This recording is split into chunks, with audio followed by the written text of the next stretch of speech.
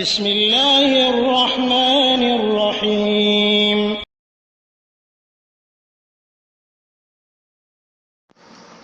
আসসালামু আলাইকুম রহমতুল্লাহ বারাকাতুহ। আমাদের একজন ভাই প্রশ্ন করেছেন যে ওনার বাসা থেকে মসজিদ একটু দূরে, তো উনি বাড়িতে স্ত্রী সন্তান সন্ততিকে নিয়ে জামাত করে নামাজ আদায় করতে পারবেন কিনা। প্রথমত বলবো, দেখুন, আপনার যদি সাধ্যের মধ্যে থাকে মসজিদে যাওয়া, তাহলে আপনার মসজিদ জামাত নামাজ পড়া উচিত এবং এটা ওয়াজিবও বটে। এটা আপনার উপর ওয়াজিব। ইচ্ছা করে আপনি একটু দূরে বলে ওজোর পেশ করলেন, কিন্তু এটা ওজোর হলো না। আপনার যদি সাধ্যের ভিতরে থাকে তবুও আপনাকে যেতে হবে। সামান্য দূরকে এটাকে দূর বলবেন না। আর স্বাভাবিকভাবেই আমি যতটুকু জানি, হয়তো যেগুলো অন ইসলামিক রাষ্ট্র সেগুলোর কথা বাদে দিলাম, সেগুলোতে হয়তো সমস্যা থাকে, মসজিদ থাকে না সব জায়গায়, কিন্তু এমনি মুসলিম রাষ্ট্র সেগুলোতে হয়তো একটু দূরে হয়, সামান্য, সেটার ব্যাপার আলাদা। কিন্তু এটাকে কেন্দ্র করে বা এটাকে ওজোর হিসেবে নিয়ে আপনি বাড়িতে নামাজ পড়া জায়েজ করবেন না, এটা গ্রহণীয় নয়।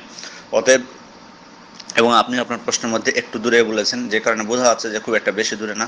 অতএব আপনার মসজিদে উপস্থিত হয়ে নামাজ আদায় করা ওয়াজিব, এবং এটাকে কখনো শিথিলভাবে নেবেন না। কারণ রাসূল সাল্লাল্লাহু আলাইহি ওয়াসাল্লাম, দেখুন, একজন অন্ধ ব্যক্তিকে পর্যন্ত ছাড় দেননি। আব্দুল্লাহ ইবনে উম্মে মাকতুম তিনি বলেছিলেন যে আমার কেউ নেই যে আমাকে মসজিদে ধরে নিয়ে আসবে। রাসূল সাল্লাল্লাহু আলাইহি ওয়াসাল্লাম তাকে প্রথমে অনুমতি দিলেন, তারপরে তাকে জিজ্ঞেস করলেন ডেকে, আতাসমাউন নিদা, তুমি কি আযান শুনতে পাও? তখন বলেন হ্যাঁ। তখন বলেন ফাআজিব, তাহলে তোমার মসজিদে আসাটা ওয়াজিব। রাসূল সাল্লাল্লাহু আলাইহি ওয়াসাল্লাম বলে দিলেন তাকে। একজন অন্ধ ব্যক্তি, তার কেউ ছিল না তাকে নিয়ে আসার, তবুও তাকে বললেন ওয়াজিব, তোমার যদি আযান শুনতে পাও। তাহলে আপনি কি করে বলতে পারেন যে আমি বাড়িতে নামাজ পড়বো? এটা কারোর জন্য উচিত না, কোনো শোভনীয় না। দেখুন, আপনি একবার যদি চিন্তা করুন তার ব্যাপারটা, চিন্তা করলে কিন্তু আর এই প্রশ্ন মনে করার আর প্রয়োজন আসবে না। চিন্তা করুন তার ব্যাপারটা। এছাড়া আসলে অন্য হাদিসেও কড়াভাবে বলেছেন। দেখুন, যুদ্ধের সময় যেখানে এত জটিল অবস্থাতেও জামাতে নামাজ পড়া ব্যাপারে উৎসাহ দেওয়া হয়েছে এবং জামাতে নামাজ পড়ার কথা এসেছে, সেখানে এত কঠিন অবস্থায় যদি জামাতে নামাজ পড়ার কথা হয়, তাহলে আপনি বাড়িতে থাকা অবস্থায় কি হতে পারে তাহলে চিন্তা করুন। যুদ্ধের মতো কঠিন অবস্থায় সেখানেও জামাতে নামাজ, একদল পাহারা দেবে, একদল নামাজ পড়বে। সেখানে আমরা কি করে ওই ওই অবস্থাটাও চিন্তা করুন যে ওই সময়টা কত ভয়ঙ্কর এবং কত তাহলে কিন্তু আমরা বুঝতে পারবো। চিন্তা করবেন একবার, আব্দুল্লাহ ইবনে উম্মে মাকতুমের বিষয়টা চিন্তা করুন, ও যুদ্ধের সময় নামাজ পড়ার বিষয়টা চিন্তা করুন, তাহলে অনেকটা ক্লিয়ার হয়ে যাবে। যুদ্ধের সময়ও জামাতে নামাজ পড়া ছাড় দেওয়া হয়নি, সেখানে আপনি কিভাবে এখানে আমরা ছাড় গ্রহণ করতে পারি একটু সামান্য দূরে হলে? রাসূল সাল্লাল্লাহু আলাইহি ওয়াসাল্লাম হাদিসের মধ্যে বলছেন, লাকাদ হামামতু আন আমুরা আল মুআদ্দিনা ফায়ুকিমা সুম্মা আমুরা রাজুলান ইয়াউম্মুন নাস সুম্মা আখুযা শুআলান মিন নারিন ফাউহাররিকা আলা মান লা ইয়াখরুজু ইলা সালাহ বা'দ। অর্থাৎ, আমার ইচ্ছা হয় যে মুয়াজ্জিনকে ইকামত দিতে বলি এবং কাউকে লোকদের ইমামতি করতে বলি, আর আমি নিজে একটি আগুনের মশাল নিয়ে গিয়ে যারা সালাতে আসেনি তাদের উপর আগুন ধরিয়ে দিই, তাদের বাড়িতে আগুন ধরিয়ে দিই। কিন্তু এটা রাসূল সাল্লাল্লাহু আলাইহি ওয়াসাল্লাম করেননি, কারণ বাড়িতে স্বাভাবিকভাবে উনি অন্য হাদিসে বলছেন যে যদি মহিলা বা শিশু না থাকতো তাহলে আমি আগুন ধরাই দিতাম। তাহলে কত মারাত্মক মসজিদে আসার বিষয়টি।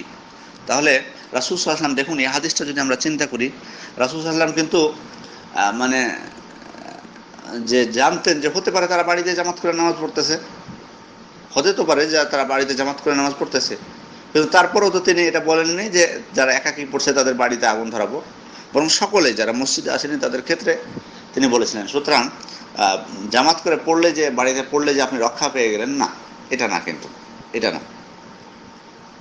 হতে পারে, হ্যাঁ, আপনার অসুস্থ, আপনি আপনি আসতে পারছেন না, অথবা মসজিদ খুবই দূরে, আপনার সাধ্যের বাইরে, অথবা কোনো কারণবশত, অথবা কোনো নফল হয়তো রাতের নামাজ আপনি সবাইকে নিয়ে পড়তে যাচ্ছেন, হ্যাঁ, সমস্যা নেই, আপনি পড়তে পারেন। তখন আপনি পড়বেন আপনার স্ত্রী সন্তানদেরকে নিয়ে। এটা আপনার জন্য বৈধ আছে অবস্থায়। তবে স্বাভাবিকভাবেই যদি আপনাদের পরিবার নিয়ে নামাজ পড়েন, তাহলে প্রথম হলো যে পুরুষেরা আগে সামনের কাতারে থাকবে, তারপর মহিলারা পিছনের কাতারে থাকবে। পুরুষেরা সামনের কাতারে, মহিলারা থাকবে পিছনের কাতারে, এটি হলো নিয়ম। আর যদি শুধু একজন মহিলা থাকে আর আপনি থাকেন, অর্থাৎ আপনার স্ত্রী বা আপনার মেয়ে, তাহলে আপনার স্ত্রী পিছনে দাঁড়াবে, আপনার পাশে দাঁড়াবে না। কিন্তু দুইজন পুরুষ যদি হয় তাহলে কিন্তু পাশাপাশি দাঁড়াবে, ইমামের ডানে দাঁড়াবে মুসল্লি। কিন্তু যদি মহিলা হয় তাহলে কিন্তু পিছনে দাঁড়াবে, পাশাপাশি দাঁড়াবে না, যতই আপনার স্ত্রী হোক, এটি হলো সঠিক পদ্ধতি। আনাস রাদিয়াল্লাহু আনহু থেকে বর্ণিত, তিনি বলছেন, সাল্লাইতু আনা ওয়া ইয়াতীম ফি বাইতিনা খালফান নবী সাল্লাল্লাহু আলাইহি ওয়াসাল্লাম ওয়া উম্মু সুলাইম খালফানা।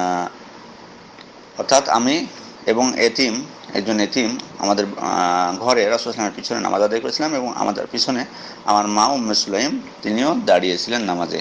তাহলে বোঝা যাচ্ছে এটি বুখারীর 727 নম্বর হাদিস, এটি বুখারীর 727 নম্বর হাদিস।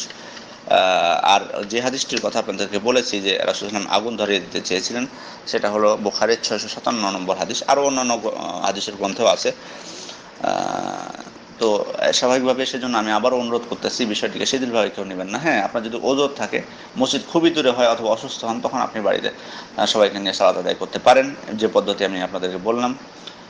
যে যদি পুরুষ মহিলা একসাথে থাকে, তাহলে মহিলারা পিছনের কাতারে দাঁড়াবে, পুরুষেরা সামনের কাতারে ইমামের পিছনে দাঁড়াবে।